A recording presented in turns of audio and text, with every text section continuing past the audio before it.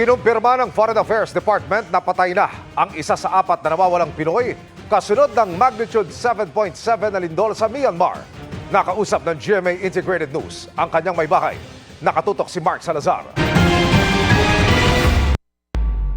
Wala ng buhay nang matagpuan ng isa sa apat na Pilipinong dati ng pinangangambahang naguguan ng gusaling ito sa Mandalay, Myanmar dahil sa lindol doon noong March 28. Positibo siyang nakilala ayon sa Department of Foreign Affairs at kinumpirma rin sa post ng isang kaanak. Humarap din sa GMA Integrated News ang asawa ng nasawi na si Francis Aragon. Yung hope namin sa Panginoon talaga na maibabalik siya sa amin ng buhay, yung hope namin.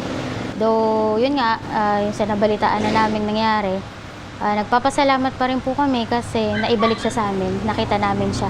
Napanood ni Kathleen via video call ang pag-cremate kay Francis sa Myanmar kanina. Mas mapapabilis daw ang pag-uwi kay Francis kung cremated siya. Nakatira si Aragon sa ika-6 na palapag ng Sky Villa Building, isa sa mga gumuho at pinakamatinding napinsala ng 7.7 magnitude na lindol. Huli siyang nakausap ng kanyang asawa 3 oras bago ang killer earthquake. Isang 4 na taong gulang at isang 2 taong gulang na anak ang inulila ni Francis.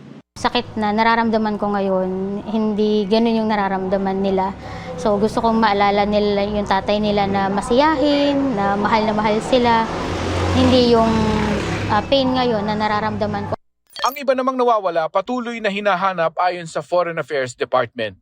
Para sa GMA Integrated News, Mark Salazar, nakatutok 24 oras.